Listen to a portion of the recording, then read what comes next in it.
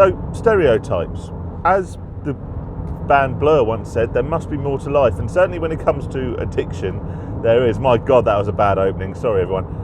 But no, I do want to talk about stereotypes today, because actually gambling stereotypes and addiction stereotypes can be very dangerous and almost, I found, a bit of a barrier to recovery, and I will explain why in this video. Now, if we talk about addiction of any kind, so drugs, alcohol, gambling, if you say, for example, a heroin addict, right, you will have in your head immediately a picture of a heroin addict, wouldn't you?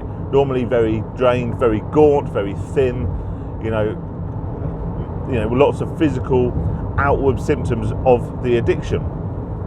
You say an alcoholic, then again, we've had drummed into us this stereotypical image of normally a guy, normally homeless, on a park bench, drinking cheap wine or whiskey or something out of a paper bag, or queuing at the bar, queuing at the pub doors for opening times, or sticking vodka on your cornflakes, those sorts of things.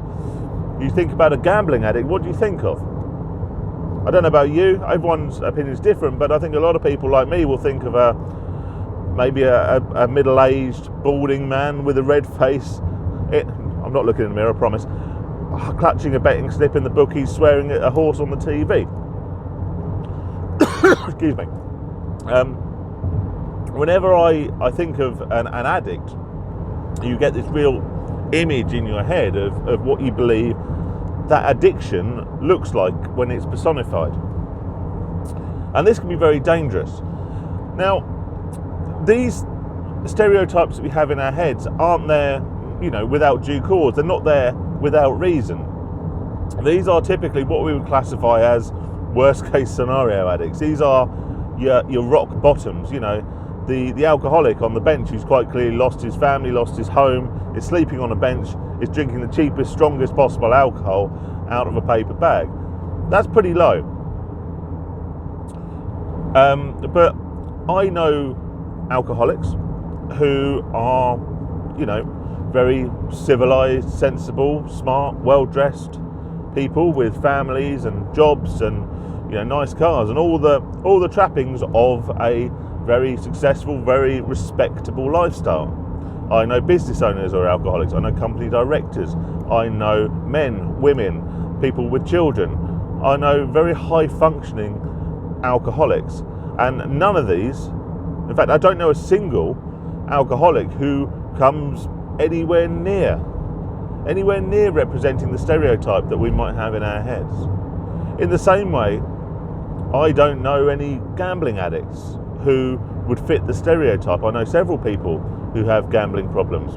I know lots of gamblers in general, and I've never seen one of them smash up a fobty, shout at a horse on the TV, other than in the normal cheering on a result kind of way. So why do I think this is dangerous? Well, I'm actually going to use alcohol in this example, but it's interchangeable with any addiction as far as I'm concerned. If I'm an alcoholic, I might know in my head, hang on Phil, you're drinking a bit much here. You compare what you're drinking to what all the research says you should be drinking, and you're like, could be a bit of a problem here. But you look in the mirror in the morning and you've got yourself up for work, you're respectable, you're washed, you've got clean iron clothes on, you've got your wife or your husband by your side, your family is still there, you've got your roof over your head, and you're going to work. So you think, well, that's all right. I'm not like the real alcoholics. I'm not like the proper alcoholics. So you carry on, and you carry on. And what happens, and what will happen, because it's been dangerously close to happening to me with gambling, is that without realising, you'll have less and less of these things around you that allow you to excuse your behaviour and allow you to stick your head in the sand and say, I'm not an alcoholic. Maybe your wife will, or your partner, your husband, whatever, will confront you about your drinking. Maybe it will form an issue in your relationship. Maybe you will lose your relationship over it. But you'll still look at yourself in the mirror and you'll still go, well, I've still got a roof over my head. I'm still getting up, I'm still going to work, I've still got a job, I'm still dressed and clean and all the rest of it. And then maybe you take too much time off work because you've been waking up hungover and you lose your job, but you find yourself another job, probably paying less, probably a sort of a more menial job, but you think, well, actually, you know what, I've still got a roof over my head, I'm still clothed and fed and watered, I'm not on that park bench, I'm not drinking that wine out of the brown paper bag, so, I must be doing all right. And this can continue and can continue and can continue until, the inevitable. You are eventually that guy, that lady on the park bench with the wine in the paper bag. Maybe not that exact image, but eventually enough of what you own, of what you are, of your person, of your character, of your life will fall away, will be taken from you, will leave you, will be stripped away from you by your addiction, that eventually you'll come something close to recognizing yourself as that stereotype that you had in your head all the time. And then, and only then, you might decide, you know what, I am an alcoholic. I am as bad as the people that, I looked down upon and thought were the real alcoholics. And then maybe you choose to get some help. And by then, with alcohol addiction, maybe it was too late. Maybe it would be too late to actually get any help because physically, maybe your liver's shot. Maybe, there is no way for recovery. And the same could be said for gambling, of course, which is what we talk about so much on this channel. Maybe you think, well, I'm not really a gambling addict because I've still got food in the cupboard. Maybe I'm not a real gambling addict because I'm not, waiting at the door of the bookmakers first thing in the morning. I'm not up all night playing slots online. I'm not a real gambling addict because I bought my wife a birthday present not so long ago. If I was a real gambling addict, I would have spent that money on gambling. I'm not a real gambling addict because of X, Y, Z, and you give yourself these reasons. And then what happens?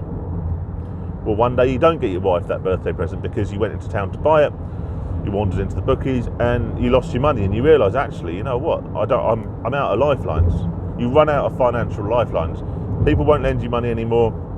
Your credit rating's short, so you can't get a loan. And you let your family down. You let the people around you down.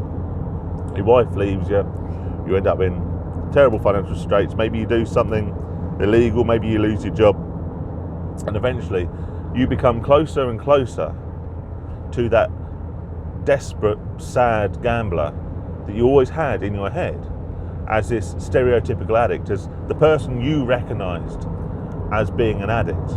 And again, by then, maybe physically it's not too late, but it's certainly a much, much bigger mountain to climb to get yourself out of this real rock bottom position that you've basically found yourself in. And maybe by then your marriage is gone. Not that's not coming back. Maybe you've lost your job, and because of the circumstances around your job loss, you're really struggling to get another one. So maybe you end up losing your house. My point is that with any addiction, there will always be the rock bottom. There is always rock bottom, and someone told me once. They said, be careful with rock bottom, because what you don't understand as an addict is that rock bottom has a basement.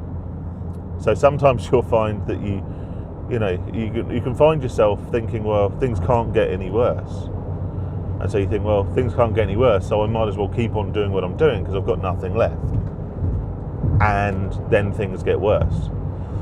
So the point of the video today really is to say, if you don't recognise yourself, or you won't label yourself as an addict because you don't match this stereotype in your head, but you do think maybe you've got a problem, then you are an addict.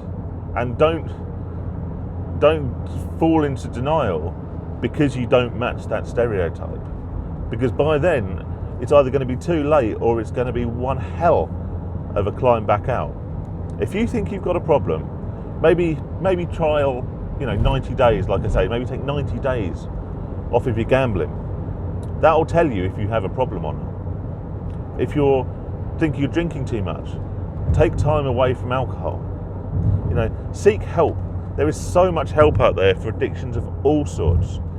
I told you in a previous video, I've got a friend who rang up for free gambling counselling, because that's what I did through Break Even. He rang up and they called him back the same day and he got booked in the next week. And it only took that long to book him in because he wanted to fit it around his work, which they did. So there's help out there and it's immediately available. Don't wait till you hit rock bottom to do it. Don't look at yourself in the mirror every morning and go, I can't be a gambler, or I can't be an addict because, or I can't be an alcoholic because one day you'll look in that mirror and you'll go, you know what, I am a gambling addict. And you probably knew it in your head all along, but you're in denial. Anyway, that was a bit heavyweight, wasn't it? But it's kind of an important thing really, because I've done it, with my drinking. I mean, I don't class myself as an alcoholic, but I know, I always knew that I was drinking too much, but I thought, you know what, I'm not an alcoholic because I'm not like those guys in the pub that are there drinking 15 pints a day all day. Or I'm not the down and out, I'm not drinking super tenants on a bench. But you look at yourself and you go, you know what, I am overweight, I'm not in great health, I'm spending too much on alcohol, it's caused arguments between me and my wife. I mean, there's some pretty damn strong signals there that maybe I've got a bit of a problem. So, and that's when I decided that I was going to massively cut down my alcohol intake, which has been going well. So anyway, that's just my thoughts for the day. Thank you very much for watching as always. If you like the videos, please do subscribe. I noticed on my analytics, yes, I look at my analytics, that around over half the people in fact that watch my videos aren't subscribed. I appreciate that. Maybe there was just one video that caught your eye and you thought might be quite interesting. Maybe you didn't think it was very interesting, so you didn't subscribe. But if you have watched my videos and you do like them, then do hit that subscribe button. It's much appreciated. I'd also be interested to hear what you'd like me to talk about.